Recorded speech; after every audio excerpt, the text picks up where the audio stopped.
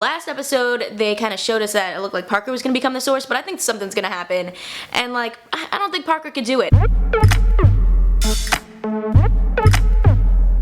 Hey guys, it's Kristen, and today we are talking about episode 20 of the Charmed reboot. That means there are 2 episodes left. I'm expecting some pretty awesome stuff to go on, a lot of magic, a lot of fighting. So in this episode, we're kind of focused on Macy, who looks like she's falling a little bit deeper into her demon abilities, and then this prophecy that we've heard bits and pieces about, but we don't really know too much about at this point. Give me a thumbs up and consider subscribing if you like my videos, and drop down in the comments so we can talk about this episode of Charmed together. We are getting so much closer to the finale! I cannot wait to see what happens. Let's start with Macy in this episode. I thought it was really cool that we finally started to see her embrace more of her demon side. I know it could be a little bit scary for the other sisters, but I was like, yeah, let's do this. You could just tell that her makeup and her outfits were just a little bit darker, you know, not the typical outfits that we've seen Macy wear, and this is like kind of hinting that she's getting more into her demon side. We get to see her eyes flash, you know, her voice changes a little bit, and I did like seeing kind of like that flash between Macy as a demon and then Macy kind of realizing what's going on after she throws Mel across the room. That was really crazy, and I just really love seeing Macy kind of show all these different sides of herself. I think as an actress she's doing a pretty good job. With the help of Macy's demon side, they're able to get rid of Fiona's immortality, which is going to be very helpful to them leading up to the finale. They also found out that Fiona and Alistair Kane are teamed up, and that the magic that they are searching for, the source, the flame, they're all the same thing. The demons and the witches are after the same raw magic, the same raw power. So I know last week they kind of like hinted at that. They were like, oh yeah, all this stuff is the same, and in this episode they confirm it. I know we've talked about this before, but I just think it's really cool to see that gray area of magic, and that Macy really embodies that.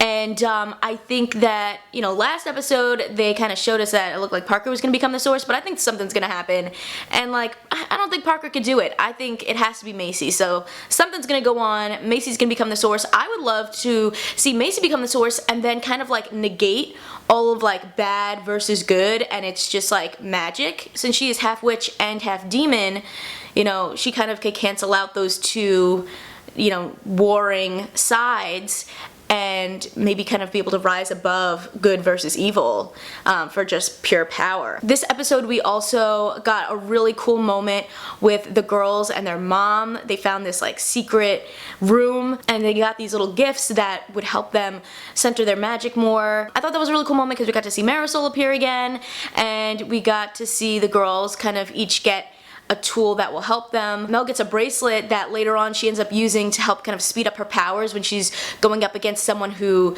is not affected by her time control ability, and I thought it was really cool. It kind of looked like the Flash in a way. Then Maggie gets this like staff that can center her emotional powers, and it looks like she can actually like wield it in terms of like taking her emotions and making them project out into a physical ability. And then Macy does not get a gift, but she has this necklace that her dad gave her when she was younger that's like a yin-yang, and apparently that can be used to bring her back and like center her if she gets a little bit too far into her demon side. So I thought that that was cool that we got this sisterly moment. There was a couple other ones that I'm going to get into that I also really liked about this episode, but the one thing that kind of just like rubbed me the wrong way a little bit was the fact that Marisol was like, yeah, I'm giving you these tools that you can use that you like don't have to train, you just will have the innate ability to use them.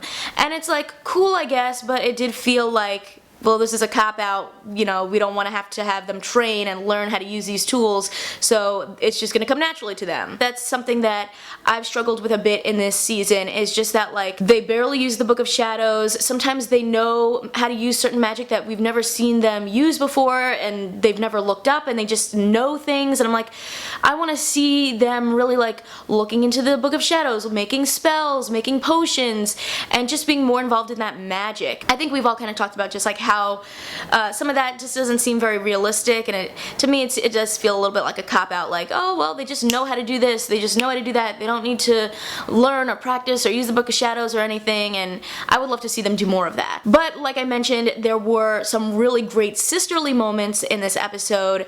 That was one of them. I also thought when Macy threw Mel and then she kind of was like, okay, I'm realizing that I am getting too far into my demon side. I need to get rid of Elderberry's needle, and I just need to like chill. Macy and Mel had a nice moment where Mel was like, I love you. We can't be fighting like this. And then also later on at the very end of the episode, we see the two of them come together again, and Mel admits like she's a bit jealous of Macy and, you know, how she has been so strong and fearless, and she admires her as a sister. And I thought that that was really nice that we finally got to see the two of them come together. We're gonna need as much sisterhood as we possibly can as we get into the finale. Another thing I was thinking about actually is the girls found this vortex under their house. They just found this secret passageway that leads to a giant, you know, witch kind of war room. This must be some big house, right? Like either that or they've done some kind of magical extensions on this house. Throughout this episode, we also are seeing kind of all of these things happen to lead to this prophecy that we're starting to finally learn a little bit more about. Basically, the first step is that all the elders have to die. And so we get to see Hunter come in there, do his thing, do his, you know, shape-shifting, and essentially they kill all the elders, and now the charmed ones are like, crap, this apocalypse is beginning. But I didn't even think about it. You know, it turns out Charity is still alive, so she's technically still an elder, and the whole prophecy cannot come to fruition until she dies. So Fiona, you know, is trying to kill her sister. It doesn't work. Charity managed to get away. So maybe next episode we're gonna see something going on there where she's gonna have to like defeat Charity so that they can move forward with the prophecy. With this apocalypse, you know, it's so interesting because everyone has different goals that they want to achieve. You know, I'm not sure what the Source in general's goals are with this apocalypse, but I think with Alistair, he just wants power and to control everyone. And with Fiona, we obviously know that she is trying to destroy all magic. I just am really hoping that my theory of like Macy coming in and kind of like fixing everything will happen, because I don't think either of these ideas sounds really great. This episode we also see Maggie learn that Lucy has been sort of involved in what was going on with her and Parker and Alistair Kane, and she pretty quickly figures out that Alistair's the one that's been like mesmerizing her and controlling her. I thought it just seemed a little bit unrealistic that she would just like put everything together so quickly, but I did think that it was great that she didn't like blame Lucy. You know, obviously like it's not her fault that all this stuff has been going on and that she's being controlled by Alistair Kane. And then they actually are able to use that connection. It doesn't really work, but you know, to try to trick Alistair and Hunter so that they could try to get the upper hand. The other thing that I was waiting for and finally happened in this episode was Mel coming clean to Niko about the fact that she magically changed her entire life. I had a feeling that this was going to come up soon and that what happened was going to happen, which was that, you know, Niko was pretty pissed off. Imagine if you found out the last 2 years of your life, like, you thought you were having a breakdown, but really someone like magically altered your entire existence. Like, that sucks.